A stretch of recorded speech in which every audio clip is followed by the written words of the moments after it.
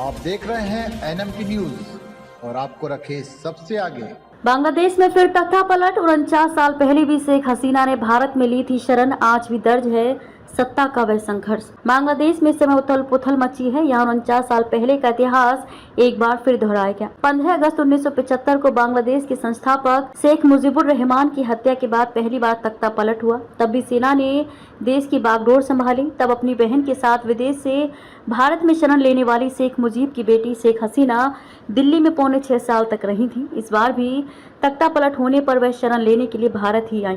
बांग्लादेश में हुए तख्ता पलट और उसके बाद के सत्ता संघर्ष दर्ज हैं। 1975 के तख्ता पलट के बाद शेख हसीना पहली बार भारत में पौने 6 साल तक रही। वह 18 मई 1989 को बांग्लादेश अपनी बेटी के साथ वापस लौटी। इंडियन एयरलाइंस के विमान से वह कोलकाता में ढाका एयरपोर्ट पर उतरी थी, जहां आवामी लीग के नेताओं ने उनके बांग्लादेश लौटने पर स्वागत किया था। उनकी वापसी महज 12 दिन बाद ही बांग्लादेश के तत्कालीन राष्ट्रपति जियाउर रहमान की हत्या चटगांव में कर दी गई थी। इस पर शेख हसीना ने अगरतला बॉर्डर से 31 मई 1981 को भारत में फिर से प्रवेश करना चाहा, लेकिन बांग्लादेश राइफल्स ने उन्हें अगरतला सीमा पर गिरफ्तार कर लिया था।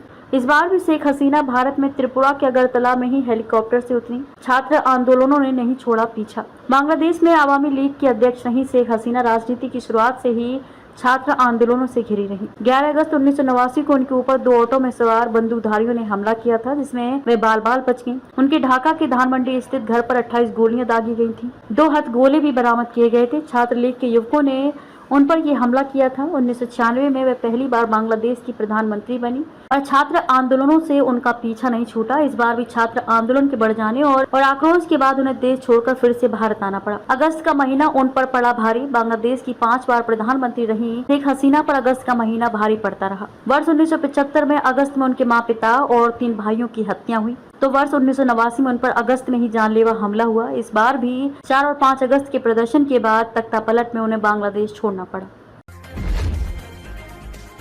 आप देख रहे हैं एनएमटी न्यूज और आपको रखे सबसे आगे।